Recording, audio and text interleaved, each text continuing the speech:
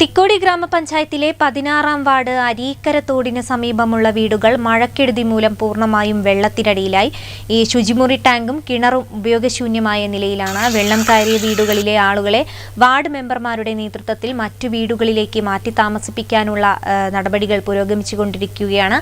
അടിയന്തര സാഹചര്യം നേരിടാൻ പള്ളിക്കര സ്കൂളിലും പയ്യോളി ഹൈസ്കൂളിലും ക്യാമ്പിന് വേണ്ട ഒരുക്കങ്ങൾ ആരംഭിച്ചിട്ടുണ്ട്. വാർഡ് 15-16കളിലൂടെ കടന്നുപോകുന്ന അരീക്കര തോടിന് സമീപം താമസിക്കുന്നവരാണ് വർഷാവർഷം ഇപ്പോൾ ദുരിതം പേറുന്നത്.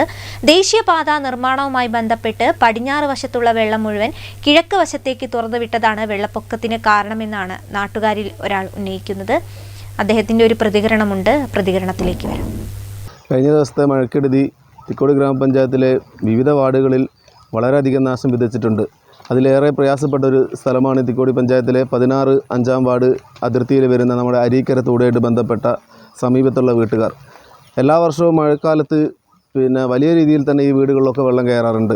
അതിൻ്റെ ഒരു അനുബന്ധമായിട്ടാണ് ഈ കഴിഞ്ഞ ദിവസത്തെ അതിശക്ത മഴയും നമ്മളെ ഡാമുകൾ തുറന്നതിൻ്റെ അടിസ്ഥാനത്തിൽ വളരെ കൂടുതൽ വെള്ളം നമ്മുടെ ഈ പ്രദേശത്ത് എത്തുകയും കൂടാതെ മുഴുവൻ വീടുകളിലും വെള്ളം കയറി അവർക്ക് താമസിക്കാൻ പറ്റാത്തൊരവസ്ഥ വന്നത്. ഈ അരീക്കര തോട് ഒരു 3-4 കിലോമീറ്ററോളം ഉള്ള അരീക്കര തോടാണ്.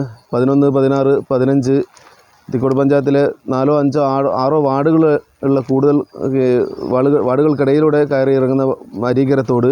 അത് കെട്ടി സംരക്ഷിച്ച് കഴിഞ്ഞാൽ തന്നെ ഈ പ്രദേശത്തുള്ള ആളുകൾക്ക് ഒരുപാട് ആശ്വാസമാകും. അപ്പോൾ അതിനു വേണ്ട ഏതെങ്കിലും ഒരു രീതിയിലുള്ള ഫണ്ട് നമ്മുടെ ഭരണകൂടം ഉണ്ടാക്കി തരണമെന്ന് മാത്രമാണ് എനിക്ക് പറയാനുള്ളത്. കൂടാതെ പല രീതിയിൽ നമ്മൾ ബ്ലോക്കായിട്ട് ബന്ധപ്പെട്ടും ജില്ലാ പഞ്ചായത്തായിട്ട് ബന്ധപ്പെട്ടും എല്ലാ മേഖലയിലും നമുക്ക് ഏതൊക്കെ രീതിയിൽ ഇതിന് ഒരു പരിഹാരം കണ്ടെത്താനാകുമോ ആ രീതിയിലുള്ള എല്ലാ കാര്യങ്ങൾക്കിടയിലും ഞങ്ങൾ ബന്ധപ്പെടാറുണ്ട്. എന്തായാലും അടുത്ത ഒരു മഴക്കാലം മുമ്പേ ഇവിടെ ഒരു പരിഹാരം ഉണ്ടാക്കാനുള്ള എല്ലാ പ്രവർത്തനങ്ങൾക്കും ഈ വാർഡ് മെമ്പർ എന്ന നിലയിൽ ഞാൻ ചെയ്യാൻ ശ്രമിക്കുന്നുണ്ട്.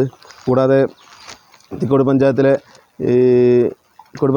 നമ്മളൊരു ദുരിതാശ്വാസ ക്യാമ്പ് തുറക്കാൻ വേണ്ടിയിട്ടുള്ള ഒരു നടപടിയായിട്ട് മുന്നോട്ട് പോകുന്നുണ്ട്. കാരണം വിവിധ വാർഡുകൾ പല പ്രദേശത്തും എനിക്ക് തോന്നുന്നു 2-ാം വാർഡും 16-ാം പള്ളിക്കര ഭാഗത്തുള്ള 3-4 വാർഡുകളൊക്കെ ഒരുപാട് പ്രദേശത്ത് വീടുകൾ വെള്ളം കയറിയിട്ട് വളരെ ബുദ്ധിമുട്ട് അനുഭവിക്കുന്ന ആളുകളാണ്. കൂടുതൽ ആളുകളെ നമ്മൾ ഇന്ന് രാവിലെ വില്ലേജ് ഓഫീസറും പഞ്ചായത്ത് പ്രസിഡൻ്റൊക്കെ ആയിട്ട് ബന്ധപ്പെട്ട് അവിടെ എത്തി അവരെയൊക്കെ ബന്ധു വീടുകളിലേക്ക് ആക്കുകയും അല്ലാത്ത ആളുകളുടെ ലിസ്റ്റ് തയ്യാറാക്കിക്കൊണ്ട് അടുത്ത ദിവസം തന്നെ ക്യാമ്പ് തുടങ്ങാനുള്ള നടപടി എടുക്കാമെന്ന് വില്ലേജ് ഓഫീസർ അറിയിച്ചിട്ടുണ്ട്.